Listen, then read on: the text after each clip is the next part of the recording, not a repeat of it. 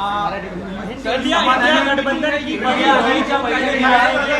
कहना है आपका, बताइए। बड़ा रिस्पांस मिला इस चुनाव में, इंडिया गठबंधन को क्या कहना है जिस तरह के इंडिया गठबंधन के रिस्पांस की बात नहीं है। लोगों ने नरेंद्र मोदी को हराया है। बीजेपी को बहुमत नहीं है, बीजेपी हार गई है। बजरंग बली हो, प्रभु श्री राम हो, उनके सहारे जो चुनाव लड़ना चाहते थे और 10 साल तक लोगों को मूर्ख बनाया, ना श्री राम ना बजरंग बली बीजेपी के साथ है, वो हमारे साथ रहे। अयोध्या में बीजेपी हार गई, फैजाबाद बीजेपी हार गई। जहां इतना बड़ा इवेंट किया था मोदी जी ने, ध्यान 14 दिन का व्रत किया, कल ध्यान किया। देश की जनता ने नरेंद्र मोदी जी को नकारा है, मोदी को फेयरवेल दिया है, मोदी जी को बस हो गया।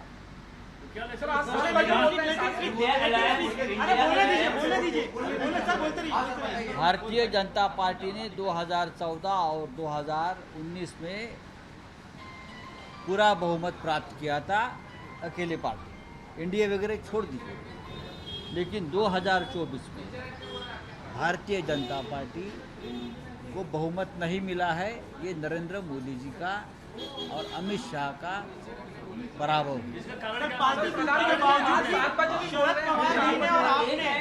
इंडिया अलायन्स सत्ता स्थापनेचा दावा करणार आहे का? और मैं इतना ही कहूँगा, राहुल गांधी जी का नेतृत्व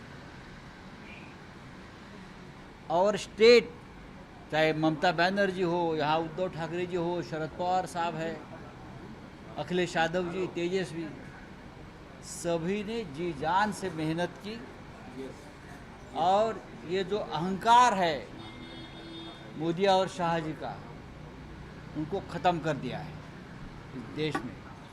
आप भाग दौड़ चल रहे हैं, मैं सुन रहा था, हाथ पांव जोड़ रहे हैं, सबको हाथ पांव जोड़ रहे हैं, हमारे साथ आइए, सरकार बनाएंगे। लेकिन मैं दावे के साथ कहता हूं, मोदी जी की सरकार नहीं बनेगी। मोदी जी ने सबसे पहले इस्तीफा देना चाहिए। मोदी जी हार गए हैं, भारतीय जनता पार्टी हार गई है। अब ये तोड़ फोड़ करके सरकार बनाने की कोशिश करेंगे तो जनता सड़क पर उतरेगी।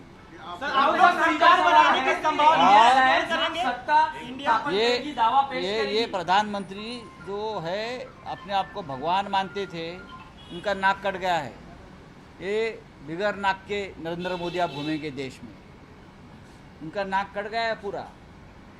400 पार, 350 पार, 300 पार। बीजेपी को 250 सीटें भी नहीं मिली है। मुंबई में, महाराष्ट्र में हमने मोदी जी को रोका है। मुंबई में आप आज शाम तक का पूरा नतीजे देखिए, हम 5 सीट जीतने जा रहे हैं मुंबई में।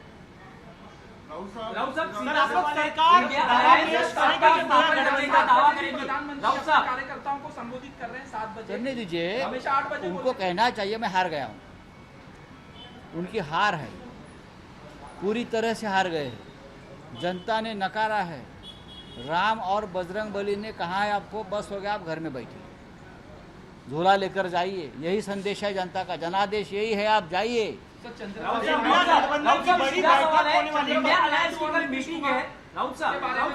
देखिए, मैं इतना ही कहूँगा, देश में परिवर्तन होने जा रहा है, पूरी तरह से सकारात्मक निर्णय होने जा रहा है। पॉजिटिवली हम देखते हैं इस निर्णय को। जो एग्जिट पोल हमको 100 सीट भी देने को तैयार नहीं थे, हाँ, वो आज बोलने लगे सरकार बनेगी, राहुल जी बनेंगे, बोल रहे हैं ना। मोदी जी क्या करेंगे, सवाल उनके मन में है, सबके मन में, एग्जिट पोल वालों के। भारतीय जनता पार्टी की सीटें और कम होगी शाम तक, और बहुत जगह पर मतगणना चल रहा है, 240 से भी नीचे आएंगे। ये किसी के नहीं है, बीजेपी के लोग, ना मोदी जी ना शाह जी। अब सरकार बनाने के लिए सबको फ़ोन, सबके दरवाजे पे जा रहे हैं। मुझे मालूम है कहाँ कहाँ जाकर हाथ जोड़ रहे हो। राहुल साहब, लेकिन उनके साथ जाने को कोई तैयार नहीं है। राहुल साहब, हाँ। राहुल साहब, आपकी कल बैठक- इंडिया अलायंस की मीटिंग है। इंडिया अलायंस सत्ता बनाने का दावा पेश करेगी क्या? कोशिश करें। बात ऐसी है कि महाराष्ट्र ने, उत्तर प्रदेश ने, पश्चिम बंगाल ने सबसे बड़ा खेला किया है। जहाँ जहाँ मोदी जी और अमित शाह ने अन्याय किया, अत्याचार किया है, वो सभी स्टेट उनके खिलाफ चले गए। खास करके महाराष्ट्र में शरद पवार साहब के नेतृत्व में उनकी पार्टी तोड़ दी, उद्धव ठाकरे जी के नेतृत्व में शिवसेना उनकी पार्टी तोड़ दी। महाराष्ट्र की जनता ने बदला लिया है और हम वापस ये कहूँगा, जब जब इस प्रकार के आप काम करेंगे, महाराष्ट्र आपके खिलाफ खड़ा रहेगा। एक दावा किया कि जगह जगह पर जाकर अब मोदी साहब जो है वो लोगों को फोन कर रहे हैं, साथ आने की बात कर रहे हैं। क्या इस तरह का फोन या आपके यहाँ भी कोई घंटी बज देखो, रही है? मैं आपको इन्फॉर्मेशन दे रहा हूँ क्या चल रहा है देश में, दिल्ली से क्या चल रहा है। हाथ जोड़ने का कार्यक्रम चल रहा है, आपके पैर के भी हाथ लगाएंगे अभी आकर। लेकिन नरेंद्र मोदी हार गए हैं, तो नरेंद्र मोदी जी ने अब चुप बैठना चाहिए। देश ने और देश की जनता ने उनको पूरी तरह से नकार दिया है। तो क्या कल इंडिया इंडिया अलायंस की अपने आप को भगवान मानने वाले एक नेता है ये। भगवान हार गए हैं, नकली भगवान हार गए हैं, और यहाँ की जो नकली संतान जिसने आपको कहा था, उसने आपको हराया है। सर, कल की तुम्ही बैठक का सांगितलं एजेंडा होतं की क्या है? 24 तासामध्ये बैठक का एजेंडा क्या पंतप्रधान है? पदाचा चेहरा तुम्ही सांगाल तर पंतप्रधान तुम्ही पदाचा म्हणाला होता की चेहरा 24 काल तासामध्ये तुम्ही बैठक होऊ द्या. सांगितलं, 24 तास झाले. दिल्लीमध्ये बैठक तर होऊ द्या. उद्या बैठक ठीक आहे, मी आहे. सांगणार. मग उद्या बैठ- बैठक आहे. आम्ही बैठकीत बसू, 28 पक्ष एकत्र बसू, एकमेकांशी संवाद, डायलॉग सुरू आहे, आणि त्यानंतर आम्ही बघू ना. राहुल सर, गांधी यही चेहरा दिल्ली में असतील, सर, राहुल कल गांधी आपकी चेहरा बैठक असतील, है. कारण ज्या क्या प्रकारे आपकी तुम्ही काँग्रेस सांगताय की को राहुल होगी? गांधींची चर्चा सुरू आहे, तुम्ही म्हणतात राहुल मी गांधी आता काही म्हटलेलं नाही आहे, पण राहुल गांधींचा परफॉर्मन्स हा मोदींपेक्षा बेस्ट आहे. राहुल गांधींनी शून्यातून काँग्रेस पक्षाला 150पर्यंत नेलं, आणि नरेंद्र मोदींनी 350 वरून पक्षाला 225पर्यंत आणलं. हा पराभव जो आहे हा नरेंद्र मोदींचाच पराभव आहे. नरेंद्र मोदीमुळेच पराभव झाला, आणि नरेंद्र मोदीमुळेच आम्ही पुढे गेलो. 40 पारची भाषा भाजपकडून केली जात होती, मात्र तुम्ही आता 30 पार झालाय. काय सांगाल या मी पहिल्या दिवसापासून, तुम्हाला माझा आकडा माहीत असेल, आम्ही 30+ हाच आकडा आम्ही सांगत होतो. आमच्या काही जागा दहशत, पैसा याचा वापर केल्यामुळे आमच्या काही जागा थोड्या मतानं आम्ही गमावल्या आहेत, हे सत्य आहे. पण भविष्यामध्ये जागा आम्ही परत मिळवू.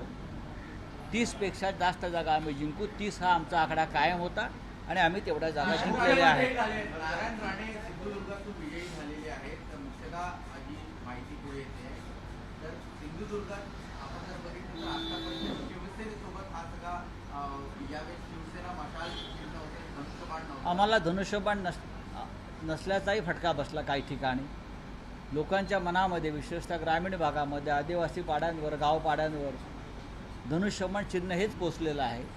त्याच्यामुळे काही हजारांचा फटका प्रत्येक मतदारसंघात आम्हाला बसला, हे मान्य करावं लागेल. विशाल शिंदेचे पाटील महाविकास पाच आघाडी खासदार, शिंदे शिवसेनेचे 5 खासदार आहेत निवडून आलेले. विशेषतः कल्याण डोंबिवली असेल आणि ठाण्यात असेल, लाखाच्या वर मताधिक्य घेतलेले आहे. येऊ द्या, केंद्रामध्ये सरकार जेव्हा बनेल आमचं, तेव्हा पाहू ना. विशाल पाटील महाविकास आघाडीत असतील, विशाल पाटील मार्ग सकते हैं महाविकास सर, आघाडीत आपको बताने के असतील, लिए. तर विशाल पाटील यांचा विजय झालेला आहे. चंद्रहार पाटील यांच्या आघाडीत लक्षात घ्या की लोकशाही आहे. सांगलीमध्ये जागा शिवसेनेनं लढली. काँग्रेस पक्षाला हा आमचा निर्णय मान्य झाला नाही. काँग्रेस पक्षातल्या स्थानिक नेतृत्वानं ज्या पद्धतीनं आम्हाला साथ द्यायला पाहिजे होती ती दिली नाही, हे सत्य आहे. तरीही विशाल पाटील यांचा विजय झाला असेल तर लोकशाहीमध्ये असे जे कौल असतात ते मान्य केले पाहिजे. विशाल पाटील हे काँग्रेसच्या परंपरेनं त्यांच्या घराण्यातलं एक नेते आहेत, आणि ते महाविकास आघाडीबरोबर राहतील. पण आम्हाला नक्कीच वेदना झाली की महाविकास आघाडीचा धर्म त्या जिल्ह्यामध्ये काँग्रेसच्या स्थानिक नेतृत्वानं पाळला नाही. मी वरच्या नेतृत्वाला अजिबात दोष नाही देणार नाही. नाना पटोले असतील, पृथ्वीराज चव्हाण असतील, बाळासाहेब थोरात असतील, या सगळ्यांनी प्रयत्न केले, पण तसं होऊ शकलं नाही. ठीक आहे, हा लोकांचा कौल आहे, आम्ही स्वीकारू. सांगलीमध्ये शिवसेनेचं काम चालू राहील. सर, इसके साथ सरकार बनाने की संभावनाएं जो है उसे एक्सप्लोर किया जाए, क्योंकि आपके पास नंबर्स और जो छोटे दल है वो शायद पलटी बदलने में माहिर रहे, तो क्या पता वो फिर संभावनाएं देखकर आ जाए। बात पार्टी की नहीं है, बात तानाशाही को रोकने की है. आज अपने आपको जो एनडीए के समर्थक मानते हैं वो भी ये चाहता है कि तानाशाही अब देश में नहीं चलेगी. एबीपी माझा, उघडा डोळे बघा नीट.